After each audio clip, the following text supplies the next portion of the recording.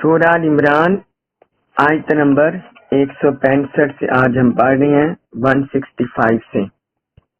اعوذ باللہ من الشیطان الرجیم، بسم اللہ الرحمن الرحیم۔ اولما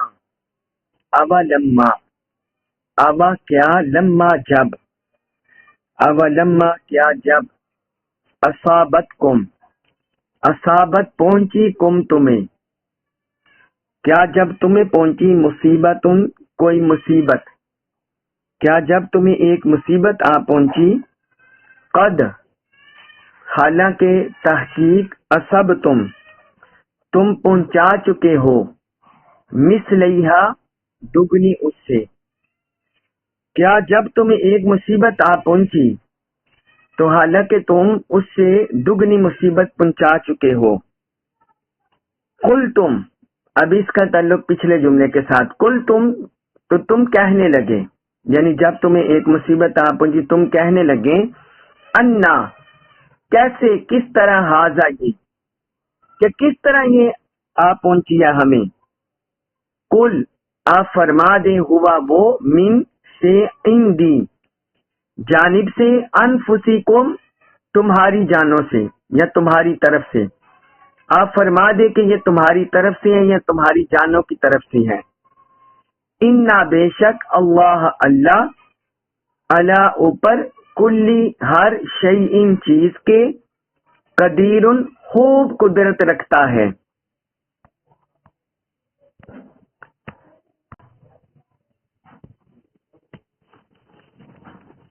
انا بے شک، اللہ علی اوپر، کلی ہر شیء چیز کے، قدیر خوب قدرت رکھتا ہے، بے شک اللہ ہر چیز پر خوب قدرت رکھتا ہے۔ اس آیت مبارکہ میں اللہ رب العزت نے اہل ایمان کو خطاب کیا ہے اور غزوہ احد کا ہی پس منظر چلا آ رہا ہے۔ فرمایا جس وقت تمہیں یہ مصیبت پہنچی، شکست کی اور ہزیمت کی، تو تمہیں اس پر گھبرانے کی ضرورت نہیں ہے۔ تم کہنے لگے یہ ہمیں کس طرح پہنچ گئی ہے، یعنی اللہ تعالیٰ نے ان کا تعجب بیان کیا، تعجب کے ان کے جملے بیان کیے ہیں۔ تم کہنے لگے کہ یہ ہمیں کس طرح پہنچ گئی ہے، جبکہ ہم کلمہ پڑھنے والے ہیں، مسلمان ہیں، مومن ہیں، اللہ کی راہ میں لڑ رہے ہیں، تو یہ ہمیں مصیبت کہاں سے اور کیسے پہنچ گئی؟ تو اس بارے میں اللہ تعالیٰ نے فرمایا، ان کے اس جملے کا بعد میں ذکر کیا ہے اور پہلے فرمایا اس کا جواب دیا کہ اگر تمہیں یہ مصیبت پہنچی ہے، تمہیں شکست یہ پہنچی ہے، تو تم اس سے پہلے انہیں 2 گنا شکست دے چکے ہو، اس سے پہلے تم انہیں دونی مصیبت پہنچا چکے ہو۔ تمہارے تو افراد شہید ہوئے ہیں کچھ، اور کچھ زخمی ہوئے ہیں، جبکہ ان کے غزوہ بدر کے موقع پر تم ان کے 70 افراد کو قتل کر چکے ہو اور 70 افراد کو تم قید کر چکے ہو، تو اپنے سے دگنی تم انہیں مصیبت پہنچا چکے ہو، تو ابھی تمہیں گھبرانے کی ضرورت نہیں۔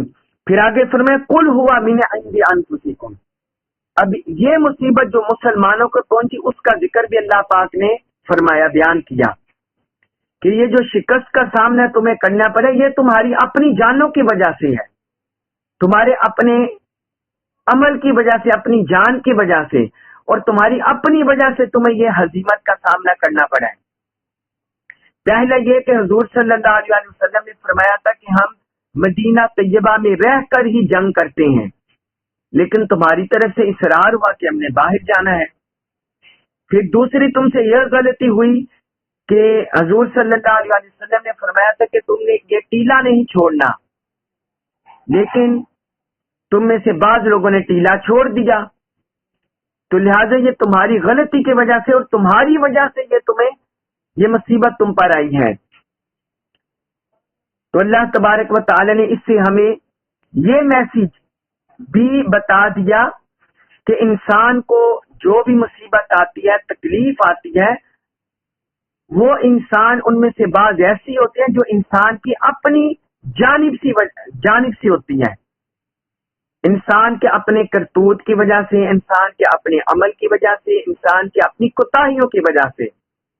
وہ انسان پر مصیبت اور تکلیف آتی ہے. پھر آگے فرمایا بے شک اللہ ہر چیز پر خوب قدرت رکھتا ہے. یعنی سختی لانا، تکلیف لانا، رنج لانا، آسانی لانا، نرمی لانا، مصیبت میں مبتلا کرنا، مصیبت سے نکالنا، یہ ہر چیز پر اللہ تعالیٰ قدرت رکھتا ہے. یہ اللہ تعالیٰ کے اختیار میں اور اس کی قدرت میں ہے. تو تمہارا تقدیر پر بھی کامل ایمان ہونا چاہیے.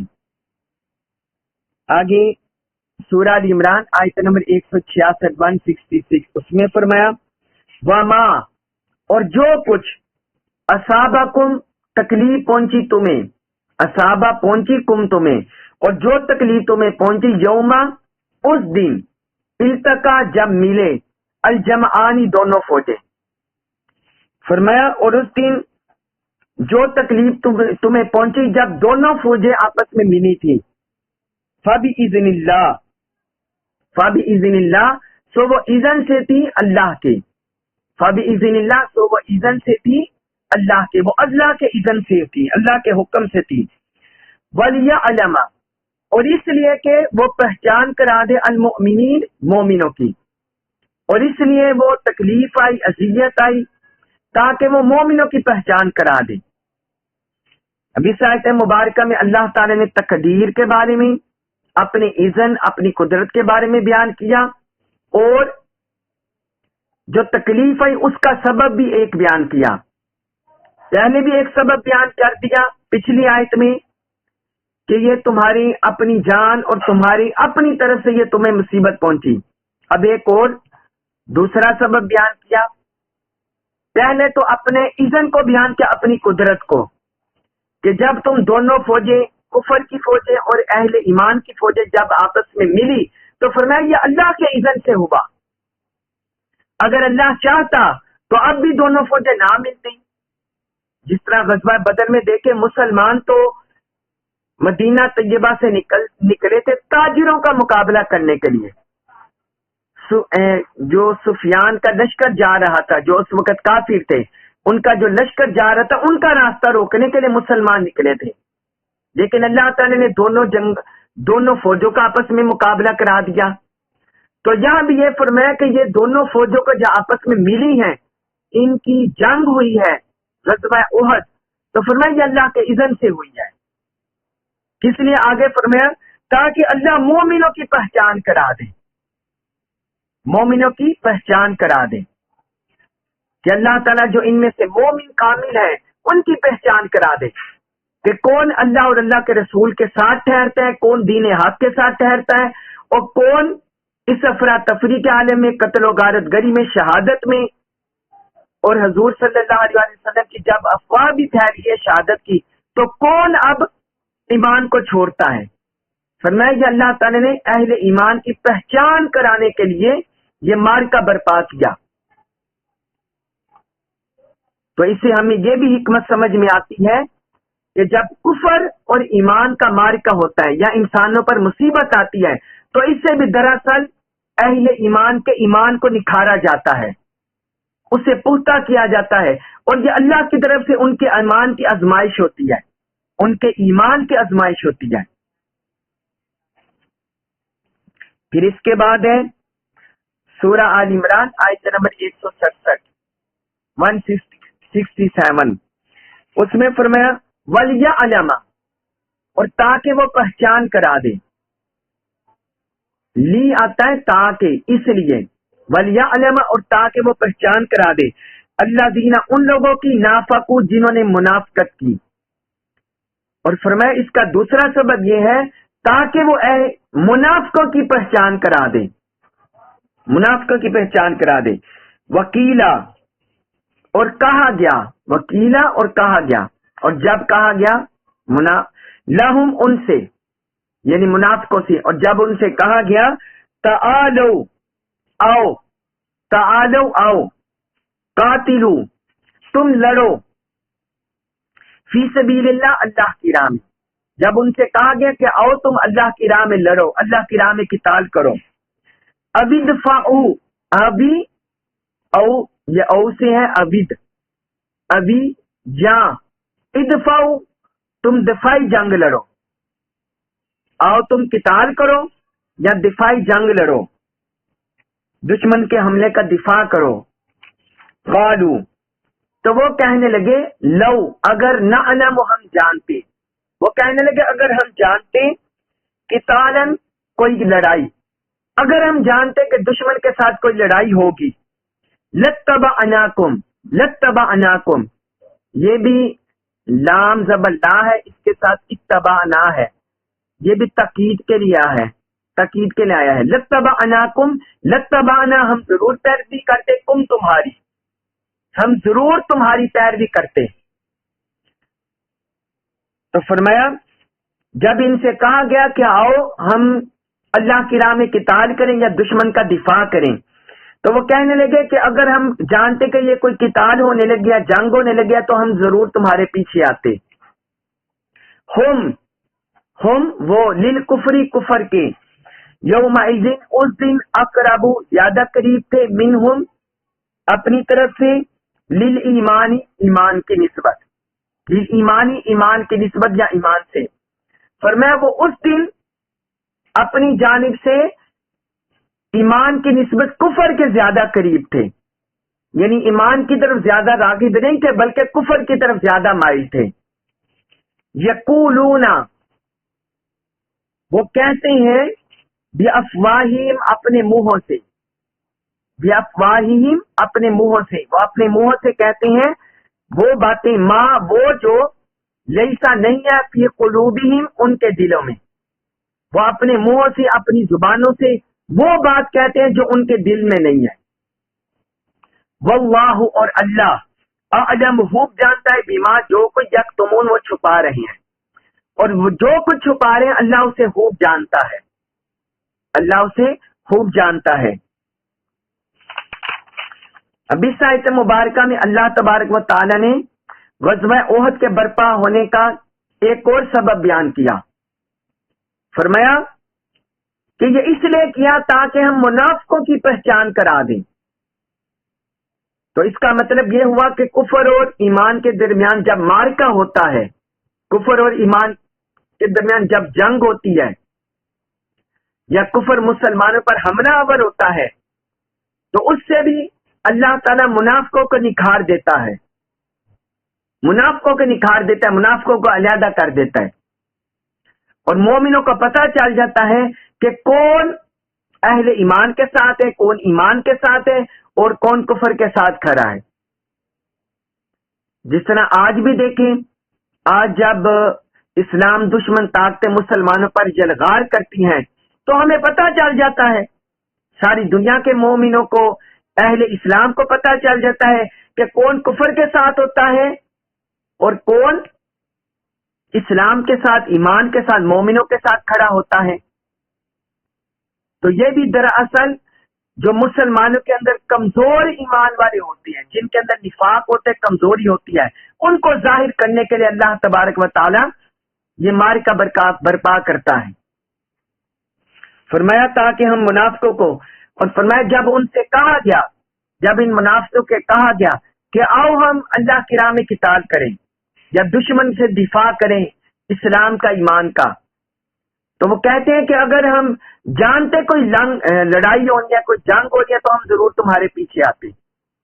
मतलब ये वो हीले बहाने करते हैं, वो हीले बहाने करते, वो समझते हैं कि मुसलमान जंग के लिए हाम हाल बस निकल रहे हैं, इन्होंने जंग नहीं करनी, इन्होंने लड़ाई नहीं करनी, बस ये वैसे ही इस असलहा लेकर बाहर आ गए हैं और इनकी कोई लड़ाई नहीं होनी। तो इस तरह वो हीले बहाने करके पीछे रह जाते हैं। फरमाया अल्लाह तबारक व तआला ने कि उस दिन वो ईमान की निस्बत कुफर के ज्यादा करीब थे। अगर वो ईमान वाले होते और उनके दिलों में ईमान होता तो वो कुफर के खिलाफ निकलते, कुफर के खिलाफ कमर बस्ता हो जाते, सफ अरा कर लेते, सब बंदी कर लेते, लेकिन वो ईमान की निस्बत कुफर के ज्यादा करीब थे। फरमाया कि वो अपने मुंह से वो कह रहे हैं जो उनके दिलों में नहीं है, यानी वो कह रहे हैं कि अगर हमें पता होता तो हम जंग के लिए आपके साथ निकलते, یہ بعض محض زبان پر لا رہے ہیں، حقیقت میں کیا؟ حقیقت میں انہیں اپنی جان کی فکر تھی کہ کہیں ہم مسلمانوں کے ساتھ مارے نہ جائیں، اور دوسری یہ وہ چاہتے تھے کہ اگر مسلمانوں کو اپنے دل میں خواہش کرتے تھے مسلمانوں کو شکست ہو جائے، یہ مسلمان نکل رہے ہیں مسلمانوں کی شکست ہو دے، بعد میں ہم ہی مدینہ کو سنبھال لیں گے، مدینہ طیبہ کو بعد میں ہم ہی سنبھال لیں گے، تو مسلمانوں کو جہاد میں اس جنگ میں شکست ہو جائے اور معاذ اللہ حضور صلی اللہ علیہ وسلم شہید ہو جائے، اسلام کا نام مٹ جائے۔ فرمایا دل میں تو وہ یہ نفاق رکھتے ہیں لیکن وہ ظاہر نہیں کرتے اور منہ سے کچھ اور بات کہہ رہے ہیں، لیکن فرمایا کہ اگر یہ مسلمان تمہارے دلوں کا حال نہیں جانتے تو جو کچھ تم چھپا رہے ہو اللہ اسے خوب جانتا ہے، اللہ تمہارے دلوں کی کیفیت جانتا ہے، اللہ تمہارے دلوں کے حال جانتا ہے، وہ باخبر ہے جو کچھ تم چھپا رہے ہو وہ اسے جانتا ہے۔ پھر اس کے بعد سورہ آل عمران آیت نمبر 168 168 اس میں فرمایا الذین، وہ لوگ قالو، انہوں نے کہا لإخوانہم، اپنے بھائیوں سے، یہ وہی لوگ ہیں جنہوں نے اپنے بھائیوں سے کہا وقعدوا اور وہ بیٹھے رہے، لو اگر اطاعونا انہوں نے پیروی کی ہماری، ما نہ قتلوا وہ قتل ہوتے۔ فرمایا یہ وہی لوگ ہیں جنہوں نے اپنے بھائیوں سے کہا اور یہ اپنے گھروں میں بیٹھے رہے، یہ گھروں میں بیٹھے ہوئے تھے لیکن اپنے بھائیوں کو بھی نصیحت کرتے تھے کہ اگر وہ ہماری پیروی کرتے، ہمارا کہنا مانتے تو قتل نہ ہوتے، تو جنگ میں قتل نہ ہوتے، جنگ میں شہید نہ ہوتے۔ قل آپ فرما دے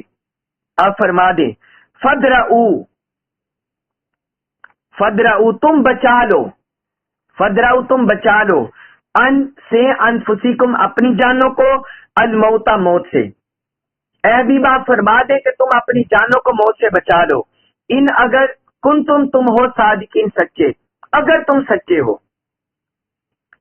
اب اس آیت مبارکہ میں اللہ تعالی نے منافقوں کی ایک اور چال بازی کو ظاہر کیا ہے، ایک اور سازش کو ظاہر کیا ہے کہ وہ جنگ میں نہ نکلے، اور کچھ جو آپ کو بتایا تھا عبداللہ بن ابی وہ اپنے 300 ساتھیوں کو لے کر واپس چلا گیا تھا، اور جو منافق پیچھے مدینہ میں تھے وہ بھی دوسرے مسلمانوں کے بارے میں کہتے، جب جنگ ہو گئی مسلمان پلٹ گئے تو اس وقت کہنے لگے، جو گھروں میں بیٹھے ہوئے تو وہ منافق مسلمانوں سے کہنے لگے کہ اگر تم ہمارا کہنا مانتے تو تم جنگ میں شہید نہ ہوتے۔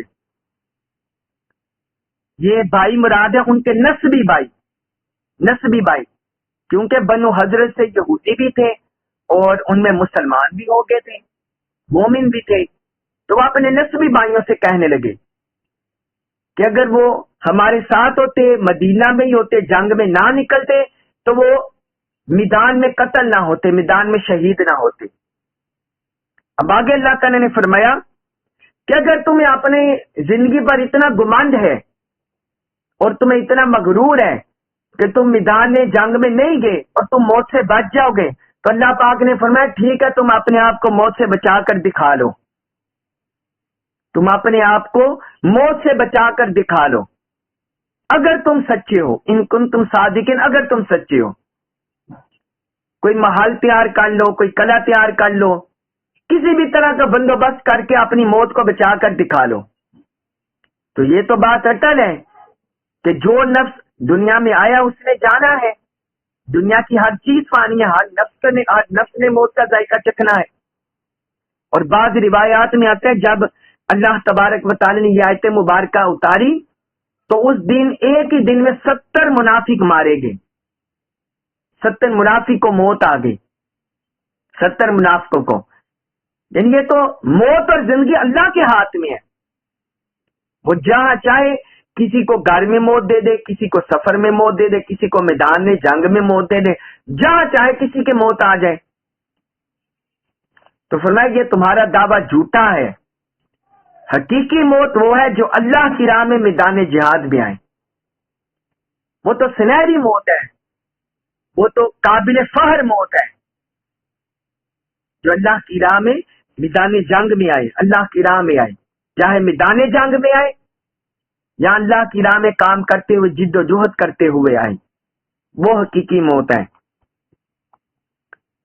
اس کے بعد ہے سورہ آل عمران آیت نمبر 169 169، اس میں فرمایا ولا اور نہ تحسبن، تم ہرگز گمان مت کرنا، ولا اور نہ تحسبن، تم ہرگز گمان کرنا اور تم ہرگز گمان مت کرنا، گمان نہ کرنا، اللہ زینا ان لوگوں کے بارے میں قتلوا جو قتل کر دیے گئے فی سبیل اللہ راستے میں اللہ کے، اور تم ہرگز جو اللہ کی راہ میں مارے گئے ان کے بارے میں گمان مت کرنا، امواتا کہ وہ مردہ ہیں، ان کے مردہ ہونے کے گمان، مردہ ہونے کے بارے میں گمان بھی مت کرنا، بلکہ احیاء وہ زندہ ہیں، بلکہ وہ زندہ ہے، عند نزدیک ربہم رب اپنے کے، وہ اپنے رب کے نزدیک زندہ ہیں، یرزقون انہیں رزق دیا جاتا ہے، انہیں رزق دیا جاتا ہے۔ اب اس آیت مبارکہ میں اللہ تعالی نے منافقوں، کافروں، مشرکوں، سارے غیر مسلموں اور اسلام دشمن طاقتوں پر ضرب لگا دی ہے، اور میں تم یہ سمجھتے ہو کہ جو اللہ کی راہ میں میدان جہاد میں، میدان جنگ میں مارے گئے ان کا نام مٹ گیا، ان کا جسم مٹ گیا، ان کی زندگی کا خاتمہ ہو گیا؟ پر میں ایسی بات نہیں ہے۔ اے مومنو، مسلمانوں، اے انسانوں، جو اللہ کی راہ میں مارے جائیں تم انہیں مردہ گمان بھی مت کرو، ہر چیز گمان مت کرو، گمان خیال بھی نہ کرو، بلکہ فرمایا وہ زندہ ہے اور انہیں رزق دیا جاتا ہے۔ یہ آیت مبارکہ شہداء کی زندگی پر نص ہے، شہداء کی زندگی پر اللہ کا واضح فرمان ہے، اور جو بندہ بھی شہداء کو معاذ اللہ مردہ سمجھے وہ اس نص کے خلاف ہوگا، یہ کفر ہوگا، ایسا خیال رکھنا، ایسا عقیدہ رکھنا کفر ہے۔ اب میں آپ کو شہداء کی زندگی کے بارے میں اور ان کو کون سا رزق دیا جاتا ہے اس بارے میں 2-3 احادیث مبارکہ لکھوا دوں تاکہ ہم پر واضح ہو جائے، اور کچھ اور حکم بھی لکھوا دوں۔ حضرت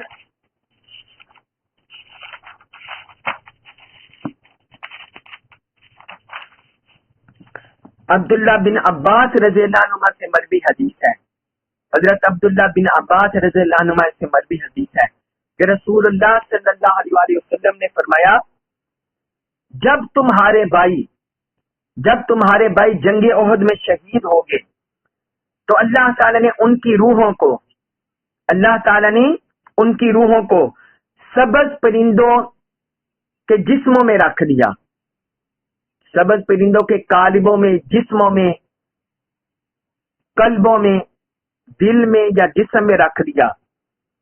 وہ جنت کی نہروں میں جاتے ہیں، وہ جنت کی نہروں میں جاتے ہیں اور جنت کے پھلوں سے کھاتے ہیں، اور عرش کے نیچے جو سونے کی قندیلیں لٹکی ہوئی ہیں وہاں پلٹ آتے ہیں، عرش کے نیچے جو سونے کی قندیلیں ہیں وہاں پلٹ آتے ہیں، یعنی جنت کے نہریں گھومتے پھرتے ہیں، کھاتے پیتے ہیں، پھر عرش کے نیچے جو قندیلیں لٹکی ہوئی ہیں وہاں آ جاتے ہیں۔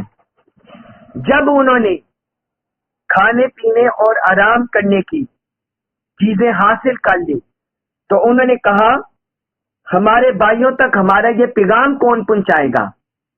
جب وہ خود کھا پی بیٹھے تو پھر انہیں جو پیچھے رہ گئے، پیچھے جو مسلمان، ان کی انہیں فکر ہوتی ہے، کہنے لگے ہمارے بھائیوں تک ہمارا پیغام کون پہنچائے گا کہ ہم کو جنت میں رزق دیا جا رہا ہے، ہم کو جنت میں رزق دیا جا رہا ہے، تاکہ وہ جہاد سے بے رغبتی نہ کریں، وہ جہاد سے بے رغبتی نہ کریں اور جنگ سے سستی نہ کریں۔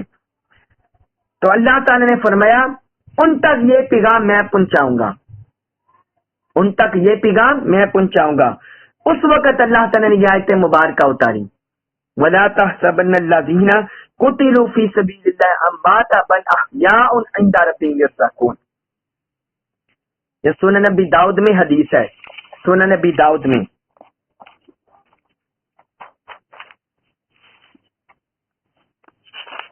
फिर हजरत जाबिर बिन अब्दुल्ला रज़ी अल्लाह अन्हु से मरवी हदीस है कि रसूलुल्लाह सल्लल्लाहु अलैहि वसल्लम की मुझसे मुलाकात हुई, मेरे साथ मुलाकात हुई। आपने मुझसे फरमाया, ए जाबिर क्या बात है, मैं तुम्हें गमज़दा देख रहा हूँ, क्या वजह है? तो मैंने अर्ज किया, या रसूलल्लाह मेरे वालिद जंग में शहीद हो गए हैं। जंग ओहद में हजरत जाबिर बिन अब्दुल्ला, हजरत जाबिर के वालिद हजरत अब्दुल्ला शहीद हो गए थे। अर्ज किया, मेरे वालिद जंग ओहद में शहीद हो गए हैं और उन्होंने बच्चे छोड़े हैं, पीछे बच्चे छोड़े हैं अपने, और कर्ज छोड़ा है, कर्ज भी छोड़ा है। आपने फरमाया, मैं तुमको ये खुशखबरी ना सुनाऊं कि अल्लाह ने उनसे किस तरह मुलाकात की, अल्लाह ने उनसे किस तरह मुलाकात की। मैंने अर्ज किया, या रसूलल्लाह क्यों नहीं, जरूर इरशाद फरमाए। आपने फरमाया, अल्लाह ताला ने किसी से बिला हिजाब बात नहीं की, अल्लाह ताला ने किसी से बिला हिजाब बात नहीं की, मगर तुम्हारे वालिद से बिला हिजाब बात की है, तुम्हारे वालिद से बिला हिजाब बात किया है। अल्लाह ताला ने फरमाया, ऐ मेरे बंदे तुम तमन्ना करो, ख्वाहिश करो, तुम किसी भी चीज की ख्वाहिश करो, मैं तुम्हें अता करूंगा। तुम्हारे वालिद ने कहा, ऐ मेरे रब, ऐ मेरे रब तू मुझे जिंदा कर दे और मैं दोबारा तुम्हारी राह में कत्ल किया जाऊं। उन्होंने आगे ख्वाहिश क्या की, ऐ मेरे रब तुम मुझे दोबारा जिंदा कर दे, मुझे जिंदगी अता कर दे कि मैं दोबारा तेरी राह में कत्ल किया जाऊं, शहीद किया जाऊं। अल्लाह ताला ने फरमाया, मैं ये कह चुका हूं कि जो भी दुनिया से आता है ये दोबारा दुनिया की तरह लौटाए नहीं जाएंगे, ये दोबारा दुनिया की तरह लौटाए नहीं जाएंगे। आप सल्लल्लाहु अलैहि वसल्लम, फिर उन्होंने फरमाया, फिर ये आयत नाजिल हुई। आप सल्लल्लाहु अलैहि वसल्लम ने फरमाया, फिर उस मौके पर ये आयत नाजिल हुई, वला तहसबन्न अल्लज़ीना कुतिलू फी सबीलिल्लाहि अम्वाता। सुनन तिरमिज़ी में ये हदीस है, सुनन तिरमिज़ी में। अब यहाँ आप ये बात जान लें कि जो शुहदा की जिंदगी की कैफियत क्या है, शुहदा को जिंदगी कैसी मुयस्सर है। तो अक्सर आइमा किराम का ये मौकिफ है कि शुहदा की हयात हकीकी है, शुहदा की जिंदगी हकीकी है। ये अक्सर आइमा का ये मौकिफ है कि वो अपने जिस्म और रूह के साथ जिंदा है, अपने जिस्म और रूह के साथ जिंदा है, लेकिन हम उनकी जिंदगी का इदराक नहीं कर सकते। ये अक्सर आइमा के ये मौकिफ है। हजरत अब्दुल्ला बिन अब्बास, हजरत कतादा, हजरत मुजाहिद, हजरत हसन, हजरत अमर बिन उबैद, वासिल बिन अता, जुबाई और मुफस्सिरीन की एक जमात का यही मौकिफ है कि वो अपने जिस्म और रूह के साथ जिंदा है और उन्हें रिस्क दिया जाता है। जिस तरह मैंने अभी हदीस मुबारक सुना दी कि वो जन्नत के जो परिंदे हैं, सबज परिंदे, उनके साथ उनकी रूहें रख दी जाती हैं और जो कब्र में जिस्म होता है इसके साथ उनका कनेक्शन होता है, कब्र के साथ उनका कनेक्शन होता है। बाद रिवायात से उनके सही सलामत जिस्मों के बारे में भी रिवायात मिलती है। अगर जाबिर बिन अब्दुल्ला रज़ियल्लाहु अन्हु से मरवी हदीस है, वो कहते हैं कि मेरे वालिद ग़ज़वा ओहद के दिन एक शख्स के साथ दफन किए गए थे। तो बाद में मेरे दिल में ये ख्वाहिश हुई कि मैं अपने वालिद को वहां से निकालकर किसी और जगह दफन कर दूं, किसी और जगह दफन कर दूं। तो कहते हैं कि जब मैंने अपने वालिद को निकाला उनकी कब्र से, तो उनके कान के अलावा उनका सारा जिस्म उसी तरह तरोताजा था जैसे दफन किया, यानी जैसे उनकी तदफीन की वैसे ही उनका जिस्म सही सलामत था।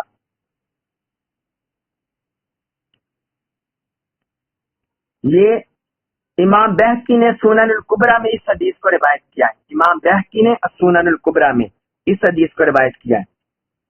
اسی طرح ایک اور روایت میں ہے امام مالک نے اس حدیث کو روایت کیا ہے. وہ کہتے ہیں حضرت عمر بن جموح، حضرت عمر بن جموح، یہ میں نام لکھ دوں آپ کو،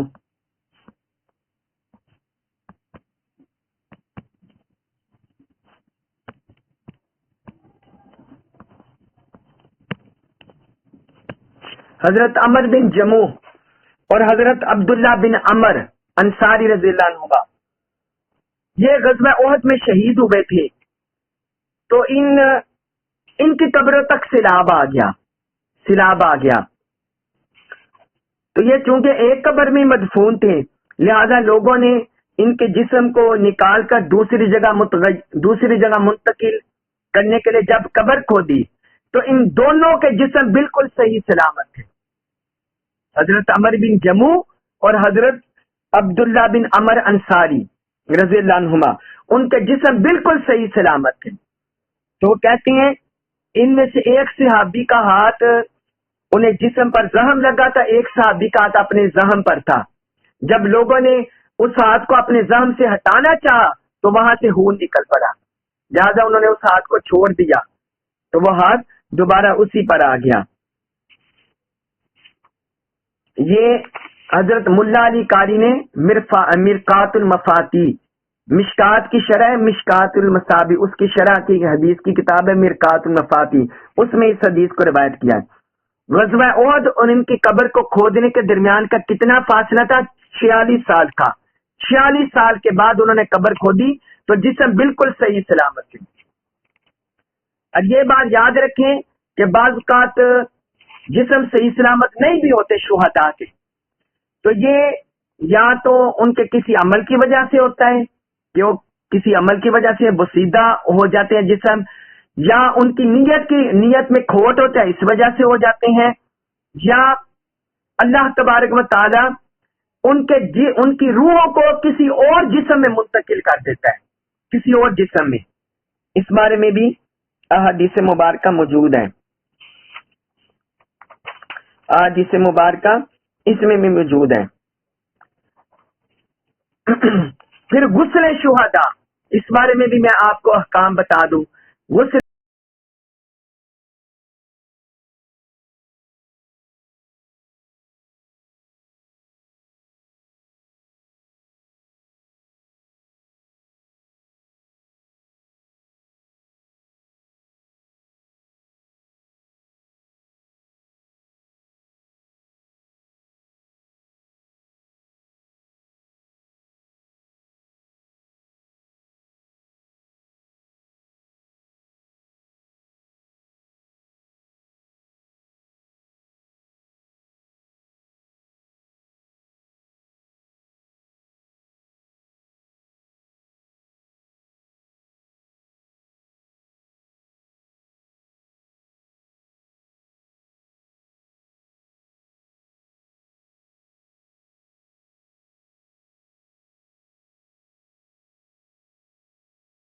شہید کے غسل کے بارے میں آپ غور سے سن لیں.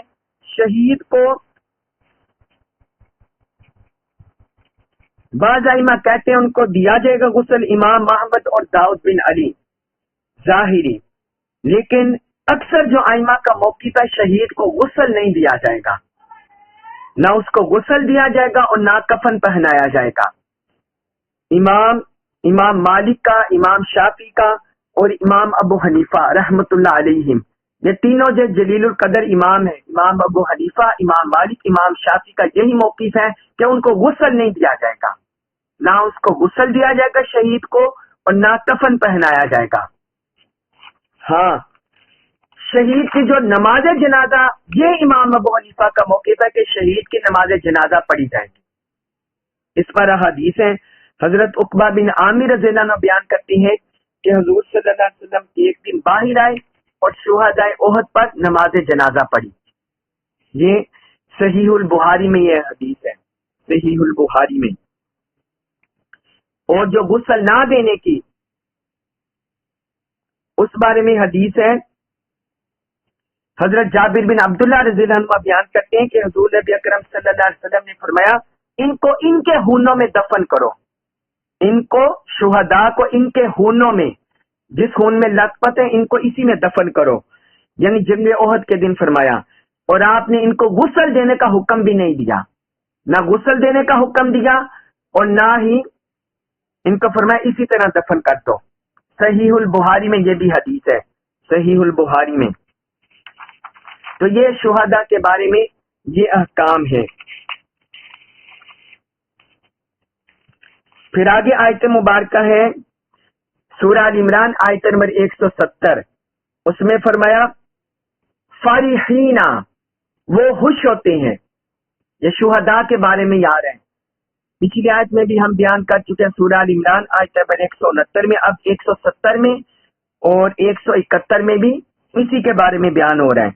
فرمایا فارحینا، وہ خوش ہوتے ہیں، بما جو کچھ آتاہم، عطا کیا انہیں اللہ نے، جو اللہ نے انہیں عطا کیا اس سے وہ خوش ہوتے ہیں، من فضلی، اپنے فضل سے، جو اللہ انہیں اپنے فضل سے عطا کرتا ہے اس پر شہداء خوش ہوتے ہیں۔ وَيَسْتَبْشِرُونَ،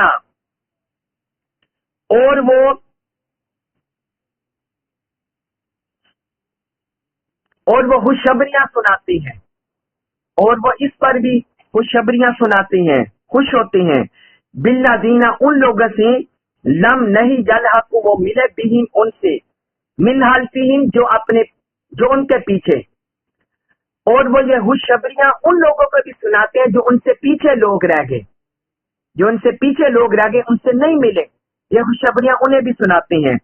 اللہ، یہ کہ نہ خوفن، کوئی خوف ہوگا، علیہم، ان پر، ولا، اور نہ ہم وہ، یحزنون، رنجیدہ ہوں گے، کہ نہ ان پر کوئی خوف ہوگا اور نہ وہ رنجیدہ ہوں گے۔ پھر آیت نمبر 171 کی بھی ہم ساتھ ہی پڑھ لیتے ہیں۔ یستبشرون،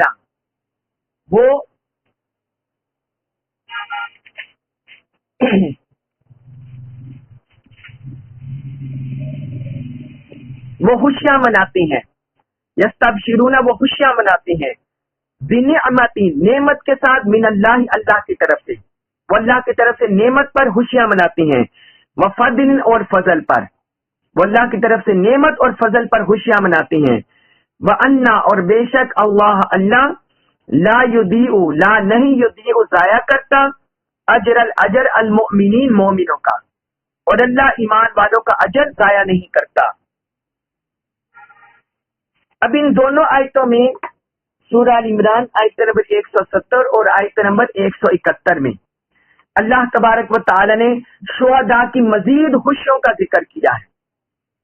فرمایا کہ جو انہیں جنت کی نعمتیں ملتی ہیں، اللہ کی طرف سے بخشش ملتی ہے، مغفرت ملتی ہے، انعامات ملتے ہیں، اللہ کی قربت ملتی ہے، اس پر وہ اللہ کے فضل پر خوش ہوتے ہیں، خوش ہوتے ہیں اور فرحاں و شاداں ہوتے ہیں۔ اور پھر یہی نہیں، انہیں اس بات کا بھی شعور ہوتا ہے جو اپنے سے پیچھے لوگ رہ گئے، جو ان کے شہید ساتھی تھے، ان کے ساتھ جنگ لڑنے والے، ان کے ساتھ دشمنوں کے خلاف لڑائی میں شریک ہونے والے، وہ یہ بھی خواہش کرتے ہیں کہ کاش ہمیں موقع مل جائے ہم انہیں بھی یہ خوشخبریاں سنائیں، ہم انہیں بھی یہ خوشخبریاں سنائیں کہ تم بھی اللہ کے دین کے لیے اور اس دین کی اقامت کے لیے، شہادت کے لیے تم بھی پیچھے نہ ہٹو، اگر تم بھی شہید ہوگے تو تم پر بھی نہ کوئی خوف ہوگا، نہ تمہیں رنج ہوگا، تمہیں بھی یہ انعامات مل جائیں گے۔ وہ اس پر انہیں خوشخبریاں سناتے، اس پر خوش ہوتے ہیں، اپنے پیچھے رہنے والوں کے مقدر پر بھی خوش ہوتے ہیں، جس طرح میں نے پیچھے بھی آپ کو حدیث سنا دی ہے، تو اس پر پچھلی آیت میں، اور پھر اللہ کی اس نعمت پر اور فضل پر وہ خوشخبریاں مناتی ہیں۔ اللہ کی نعمت کیا؟ جو جنت کی شکل میں، مغفرت کی شکل میں انعامات ملتے ہیں اس پر، اور اللہ کا فضل جو انہیں اللہ کا دیدار ملتا ہے، اللہ کی زیارت ملتی ہے، اس پر وہ خوش ہوتے ہیں، قربتوں میں، اللہ کی قربتوں میں خوش ہوتے ہیں۔ اور اللہ تعالیٰ نے فرمایا اللہ اہل ایمان کے اجر کو ضائع نہیں کرتا۔ اللہ اہل ایمان سے اجر کو ضائع نہیں کرتا۔ اس پر شہداء کے درجات اور ان کی جنت کے انعامات پر آپ کو ایک دو حدیث مبارکہ لکھوا دوں۔ حضرت مقدام بن معدی کرب رضی اللہ عنہ وہ بیان کرتے ہیں کہ رسول اللہ صلی اللہ علیہ وسلم نے فرمایا، اللہ کے نزدیک شہید کے 6 درجے ہیں، شہید کے لیے 6 اجر ہیں، 6 اس کی اجر ہے، 6 اس کی حسرتیں ہیں۔ پہلی مرتبہ اس کی مغفرت کر دی جائے گی، یعنی ادھر اسے شہادت کا زام آیا، ادھر اس کی مغفرت کر دی گئی، پہلا انعام اس کی مغفرت کر دی جائے گی۔ وہ جنت میں اپنا مقام دیکھ لے گا، وہ جنت میں اپنا مقام دیکھ لے گا، وہ عذاب قبر سے محفوظ رہے گا، وہ عذاب قبر سے محفوظ رہے گا۔ نمبر 4، وہ حشر کے دن جو فضا ہوگی، جو مصیبت کی، رنج کی اور جو گھبراہٹ کی فضا اکبر، جو بڑی گھبراہٹ طاری ہوگی، اللہ کا جلال ہوگا، اس سے محفوظ رہے گا، امان میں رہے گا۔ اور اس کو یاقوت کا تاج پہنایا جائے گا، تاج وقار اس کو پہنایا جائے گا، جس میں دنیا اور معافیہ کی خیر ہوگی، دنیا و معافیہ سے بہتر ہوگا۔ 5ویں، بڑی آنکھوں والی 72 حوروں سے اس کا نکاح کر دیا جائے گا۔ یہ 5ویں نعمت بیان کی کہ جو بڑی آنکھوں والی 72 حوریں ہوں گی ان کے ساتھ اس کا نکاح کر دیا جائے گا۔ نمبر 6، وہ اپنے 70 رشتہ داروں کی شفاعت کر سکے گا۔ یہ حضور صلی اللہ علیہ وسلم نے 6 حسرتیں، 6 انعامات شہید کے لیے بیان کیے کہ شہادت کے وقت اسے نصیب ہوتی ہیں۔ سنن ترمذی میں یہ حدیث ہے، سنن ترمذی میں۔ اور پھر ایک اور حدیث میں حضور نبی اکرم صلی اللہ علیہ وسلم نے فرمایا، اللہ کی راہ میں قتل کیا جانا، اللہ کی راہ میں قتل کیا جانا یہ قرض کے علاوہ ہر چیز کا کفارہ ہے۔ کسی انسان سے چھوٹا گناہ ہو جائے، بڑا گناہ ہو جائے، ظاہر ہو جائے، چھپ کر ہو جائے، اور میں ہر چیز کا کفارہ بن جاتا ہے اللہ کی راہ میں قتل ہو جانا۔ یہ صحیح مسلم میں حدیث ہے، صحیح مسلم میں۔ اور پھر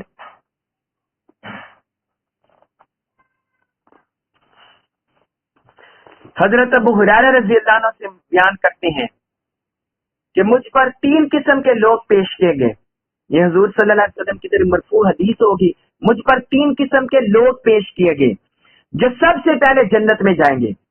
فرمایا شہید، پہلا شہید، دوسرا پاک دامن، جس نے اپنا دامن پاک رکھا بدکاری سے، اس طرح کے تان سے، اور تیسرا وہ بندہ جس نے اچھی طرح اللہ کی عبادت کی اور اپنے مالکوں کی بھی خیر خواہی کی، یعنی وہ غلام جو اللہ کی بھی اچھی طرح عبادت کرتا ہے اور اپنے مالکوں کا بھی خیر خواہ ہوتا ہے۔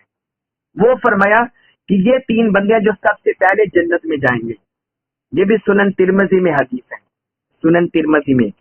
تو یہ وہ درجات ہیں، بلندیاں ہیں، انعامات ہیں جو شہداء کو نصیب ہوتی ہیں ان کی شہادت کے وقت ہی۔ اللہ تبارک و تعالیٰ ان کے مقدر میں لکھ دیتا ہے، وہ اس پر خوش ہوتے ہیں، فرحاں ہوتے ہیں۔ اب اس پر یاد رکھیے، جب حضور کے امتی، شہید بھی حضور کے امتی ہیں، جب حضور کے امتی، ان کا یہ درجہ ہے کہ وہ زندہ ہوتے ہیں اور انہیں مردہ مت کہو، تو آقا علیہ الصلوۃ والسلام جن کی وجہ سے شہداء کو یہ رتبے ملے ہیں، تو جب شہداء قبروں میں زندہ ہے اور مردہ نہیں ہے اور انہیں رزق بھی دیا جاتا ہے، تو آقا علیہ الصلوۃ والسلام بدرجہ اتم، بدرجہ اولا اپنی قبر مبارک میں حیات ہیں۔ تمام انبیاء کرام حیات ہیں اور ان کے جسم صحیح سلامت ہیں، کیونکہ اللہ تعالیٰ نے سورۃ النساء میں انبیاء، صدیقین، شہداء، صالحین، یہ 4 درجے بیان کیے اعلیٰ جو انسانوں میں ہیں، انبیاء کرام، صدیقین، شہداء اور صالحین۔ اور شہداء کا درجہ 3 نمبر پر، اور ان سے اونچے صدیقین ہیں جو کمال درجے کا اہل اللہ، اولیاء اور صالحین، صدیقین، اور پھر ان سے اونچے انبیاء کرام ہیں. تو جب شہداء بدرجہ کمال حیات ہیں تو انبیاء کرام صدیقین ان کو بھی بدرجہ کمال بدرجہ عطن اپنی قبر میں وہ حیات ہیں اور اللہ تعالی کی طرف سے انہیں بھی رزق ملتا ہے. اللہ تبارک و تعالی ہمیں دین کا قرآن کا کما کو فہم نصیب فرمائے اور ہمیں اپنی راہ میں جد و جہد کرنے والا مجاہد بنائے اور ہمیں اس پر عمل پیرا ہونے والا بنائے. وما علیہ الا البلاغ المبین.